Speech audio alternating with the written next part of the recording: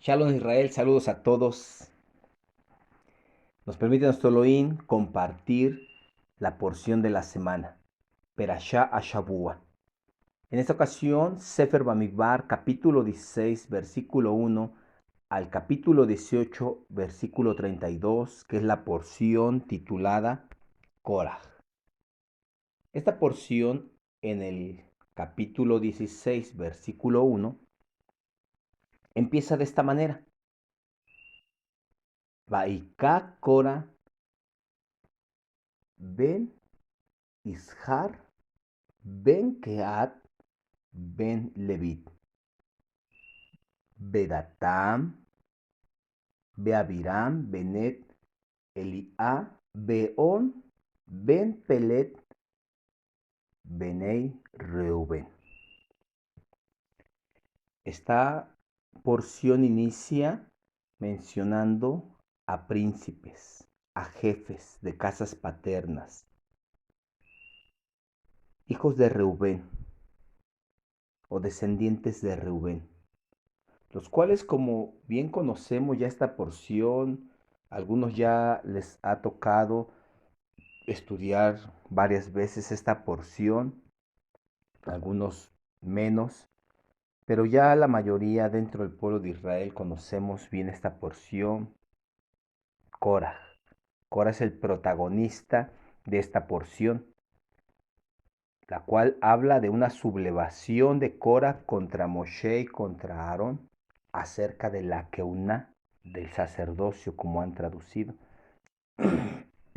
Pues bien,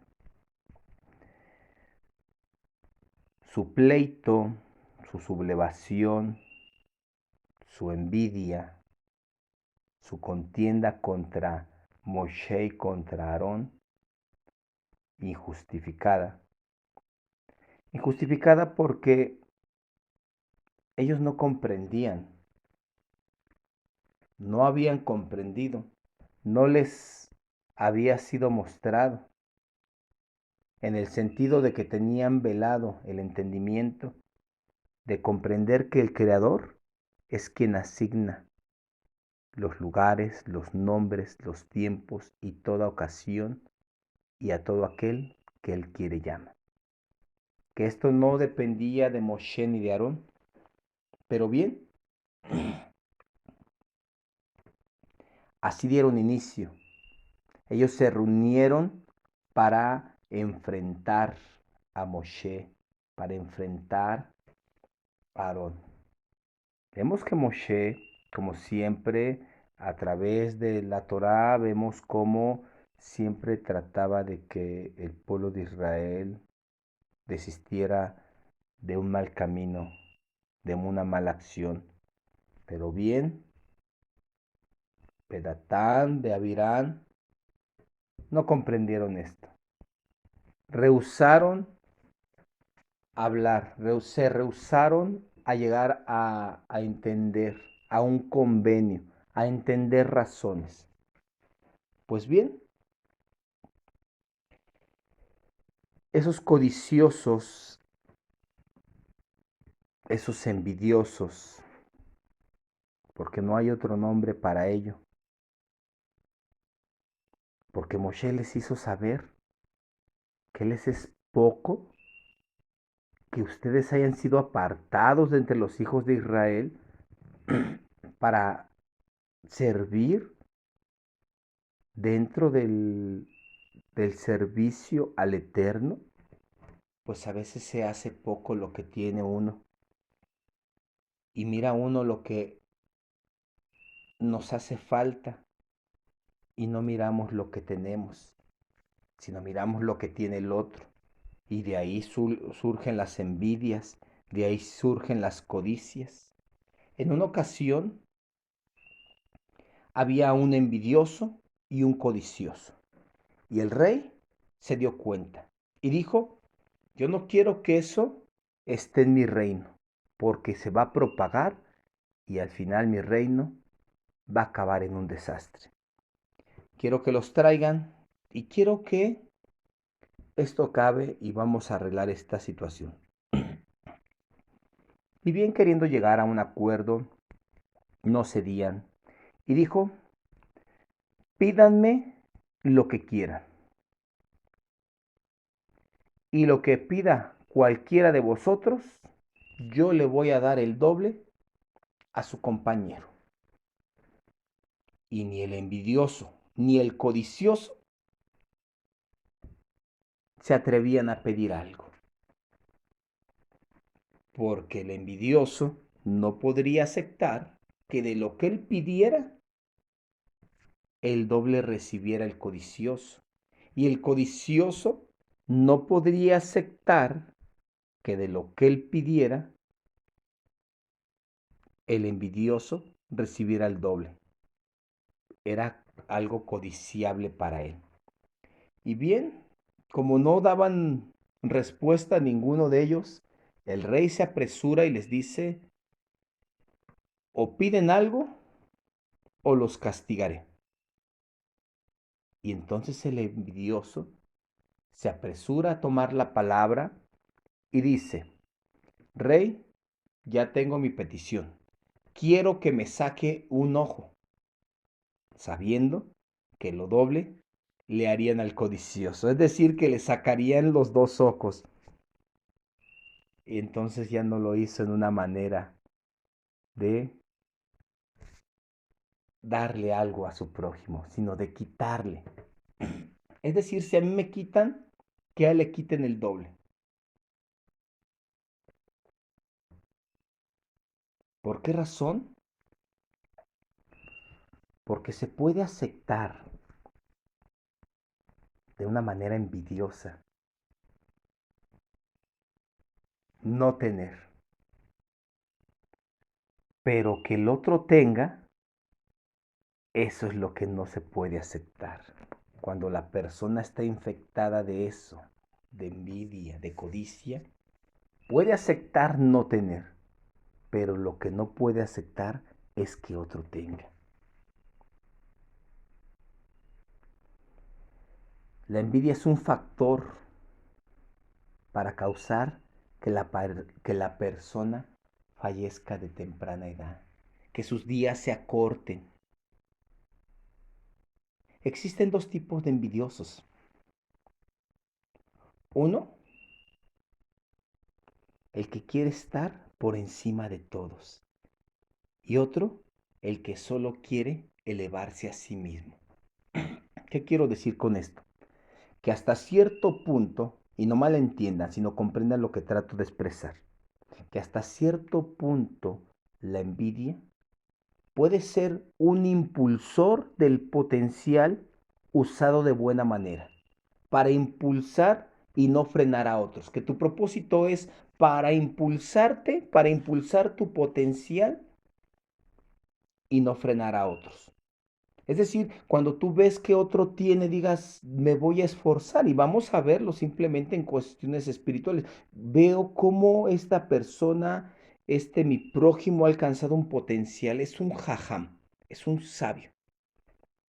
Y entonces yo no le voy a estorbar, yo no voy a pedir que me saquen un ojo para que a él le saquen los dos, sino que yo voy a esforzarme, eso me va a ser un potencial para que yo me impulse y alcance a ser también un sabio. Y él siga siendo un sabio. Probablemente no lo alcance, probablemente lo rebase. Yo no sé qué pase. Yo no estoy compitiendo con él. Lo que yo sé es que él es un ser humano como yo y que tiene potencial y que yo también soy un ser humano y que tengo un potencial y que puedo alcanzar eso. Entonces hasta ese punto, mirando la envidia de esa manera que la voy a ocupar para elevarme a mí mismo y no frenar a otro, pero aquel que es envidioso y quiere estar por encima de otro, ese es el caso de Cora. Tenemos el potencial, nos han ocupado para mover las cosas sacras del santuario. No, él quería estar por encima. Él no podía permitir que alguien tuviese el gobierno sobre él. En realidad, esto es muy fácil. Esto es muy fácil que llegue al corazón de las personas cuando las personas no tienen en su pensamiento, en su corazón, que el Eterno es quien gobierna y pone reyes y quita reyes y hace su voluntad sobre la tierra. Cuando la persona no está de acuerdo que esto es de esa manera, se llega a sublevar. Y como le dijo el Eterno a Moshe, como le dijo el Eterno a Aarón, no se están rebelando contra ti, sino contra mí, porque yo fui el que ordené esto, yo fui el que los asigné a ustedes, se están rebelando contra mí. Hay una historia que porque recordemos que menciona a Cora, recordemos que menciona a Datán, a Abirán, a On, pero al final de todo este episodio, de esta porción de Cora, ya no se vuelve a mencionar a On. Recordemos que Datán y Abirán van con Moshe y más bien no acceden a hablar con él. Ellos son llamados, pero On ya no se vuelve a mencionar. Esta es la historia que les voy a contar. Es un midrash. Se dice que la mujer de On, Ben Pelet, hijo de Pelet, que esta mujer, cuando se enteró, cuando se enteró de esta sublevación, aconsejó a su esposo que no participara de ello. Pero claro, él no era muy entendido a eso, entonces la mujer tuvo que usar de astucia. Y entonces lo empezó a acariciar y mira, y le dio alimento y le dio bebida, y lo tuvo en un estado como que desconectado de ese suceso. Y dice que ella se quitó el siniut y se puso a la entrada de la casa. Y con todo y que eran codiciosos y envidiosos, llegaban a la casa y la veían a ella sin el siniu, sin el recato, cosa que no está bien vista dentro del pueblo de Israel.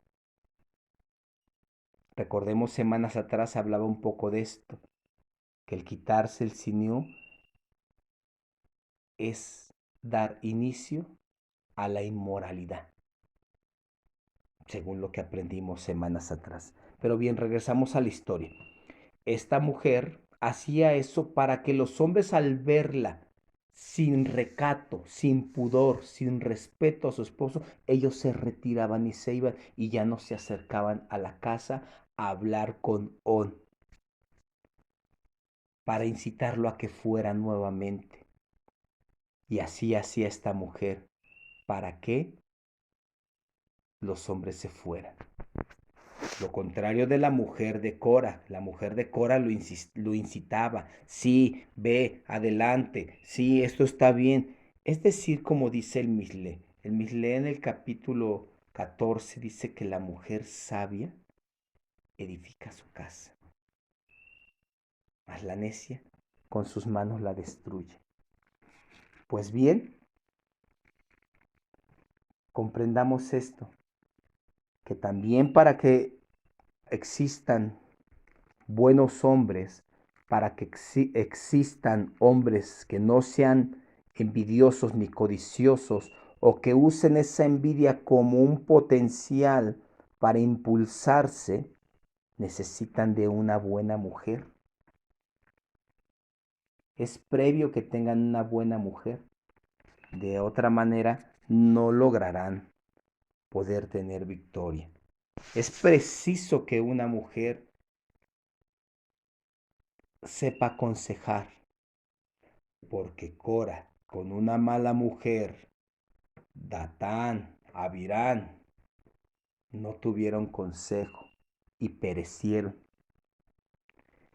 En verdad, la mujer insensata es alborotadora, es simple e ignorante, dice también el Mishle en el capítulo 9, el versículo 13.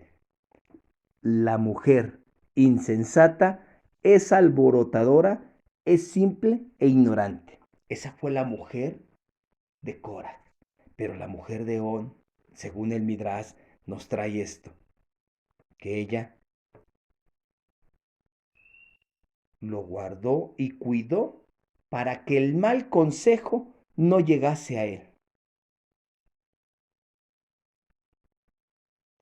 ¿Recuerdan aquel rey perverso, Acab? ¿Recuerdan su mujer?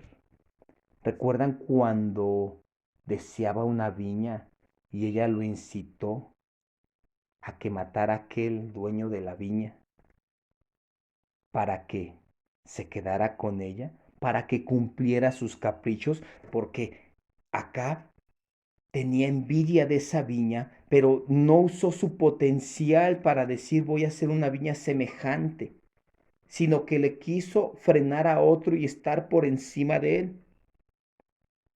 A eso lo llevó, pero una mujer insensata lo llevó a eso y al final fue su perdición y también fue su perdición de ella, como lo declara el Misle 14:1 que mencionaba hace un momento.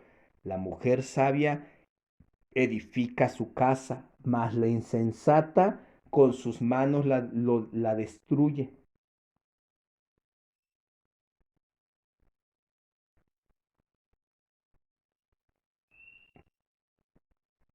Datán y Abirán no quisieron escuchar. Datán y Abirán no quisieron, tuvieron la oportunidad, pero se dejaron guiar por los perversos, es decir, por Cora y su séquito de 250, y perecieron. Dice en el capítulo 17 de esta porción de esta semana, el versículo 13, después de que fueron castigados, por decir de esta manera, que fue que recibieron sus consecuencias de sus acciones, cuando aquellos incensarios les dice que les sea un recordatorio a los hijos de Israel. En el 17:25 les vuelve a decir nuevamente que la vara la cual reverdeció y dio almendro, que también sea un recordatorio, dice, para los rebeldes.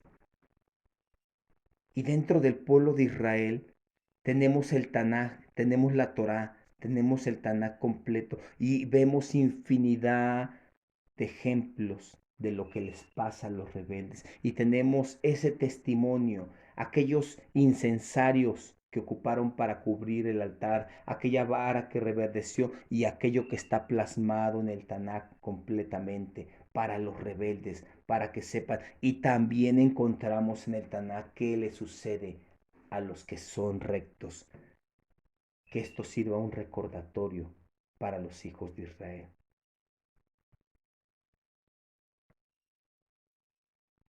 ¿Qué hacían los líderes? Aarón y Moshe, ellos daban señales, ellos daban señales. Ellos no tenían que presentar defensa porque el Eterno estaba con ellos. Ellos daban señales. En verdad entonces podemos comprender que toda diferencia de ideas con una intención legítima va a prevalecer.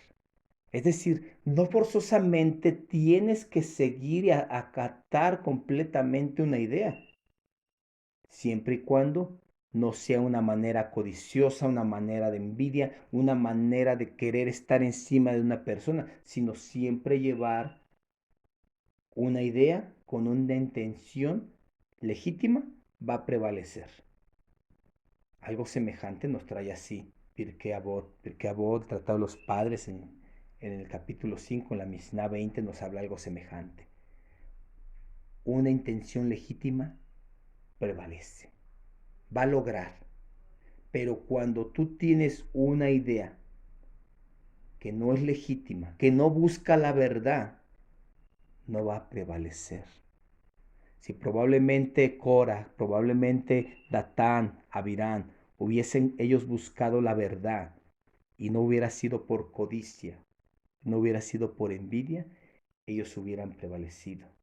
ellos hubieran logrado, ellos hubieran tenido victoria, como en los tiempos de Gilel, como en los tiempos de Shammai. Ellos no estaban en contra, tenían pensamientos diferentes. Había una escuela, había otra escuela, y en otros tiempos había dos escuelas, no solamente en tiempos de Gilel y de Shammai. Ellos tenían ideas diferentes, pero ellos buscaban la verdad. No estaba Gilel en contra de Shammai, ni Shammai en contra de Gilel, simplemente él tenía su escuela y el otro tenía su escuela, pero buscaban la verdad y por eso tuvieron éxito, por eso tuvieron la victoria. ¿Verdad? Entonces debemos comprender, hay un reclamo, pareciera ser un reclamo o pareciera ser una reflexión. Cada quien lo puede interpretar como quiera. Capítulo 17, el versículo 27 y 28 de la Perashá, dice al final del 28, ¿acaso nunca dejaremos de perecer? ¿Acaso nunca dejaremos de perecer? ¿Cómo lo interpretas? ¿Cómo interpretas esta porción? ¿Qué es lo que entiendes de esto? Así cierra el versículo 28. ¿Acaso nunca dejaremos de perecer?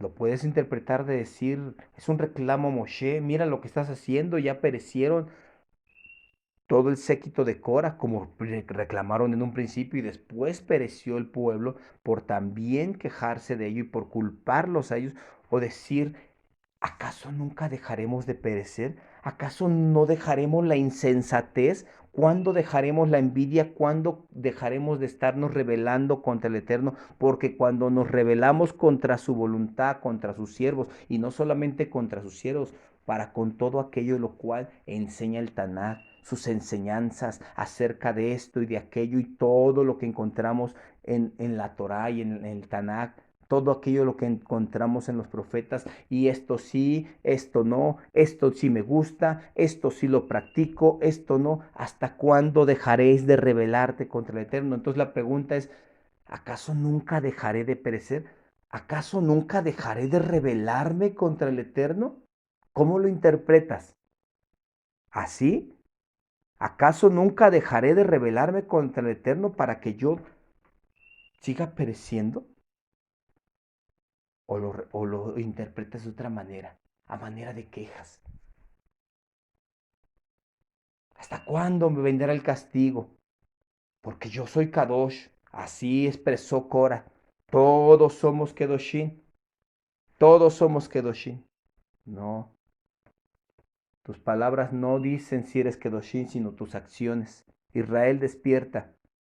Israel, busca la verdad y no vas a perecer, sino vas a tener éxito. Busca la verdad, Israel, no te rebeles contra el Eterno. Deja la codicia, deja la envidia y busca la verdad. Afírmate, que la envidia buena te sea un impulsor del potencial, de tu potencial, y no intentes interrumpir a otros.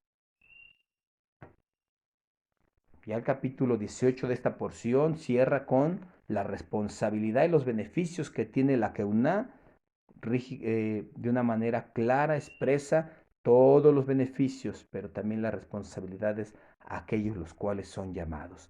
Y bien la jactará de esta semana que se encuentra en el primer libro de Shmuel, el capítulo 11, versículo 14 hasta el 12, 22, trae una historia como, bueno, lo manejo así o lo expresé a manera de historia cuando son cuestiones verídicas, sino que aquí nos relata, es a lo que expreso la historia, nos relata en el tiempo cuando pidieron rey. Y Shmuel les dijo, pues si ustedes y vuestro rey andan rectos delante del Eterno, van a prosperar.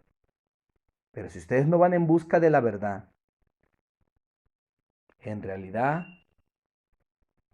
ustedes no saben quién es su rey. No se rebelaron contra mí. A ver, dígame yo cuándo les he robado, cuándo les he hecho un mal. Siempre he estado con ustedes, siempre les he ayudado. ¿Por qué se les ocurrió pedir otro rey? ¿Por qué me desecharon a mí? Así también dijo el Eterno a Shmuel, no te desechan a ti, me desechan a mí al pedir rey. Lo mismo pasó. No iban con la verdad y desecharon la voluntad del Eterno. Pero el líder les decía hace un momento, da señales y ruega siempre por su pueblo. Shmuel les dice, ¿acaso no es el tiempo de la siega del trigo? Es decir, ya llovió, ya creció el trigo, ya hay que cortarlo. Pero ahorita les voy a hacer ver, les voy a mostrar señal y ahorita va a llover. Y en la Haftará de esta semana, que termina, como les decía hace un momento, en el 22, en el 23, que ya no es en la Haftará, pero vean lo que expresa ya en el versículo 23.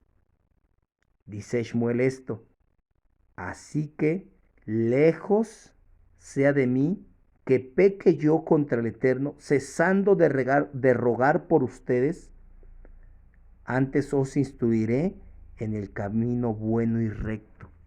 Eso hace el líder, instruirlos en el camino bueno y recto, da señales y no deja de rogar por su pueblo. Busquemos la verdad y cuidemos mucho nuestra alma de no rebelarnos contra el Eterno, que cada cuando nosotros nos quejemos acerca de lo que Él ha escogido, y no voy a decir cada vez que nos quejemos de uno de los líderes que Él ha puesto,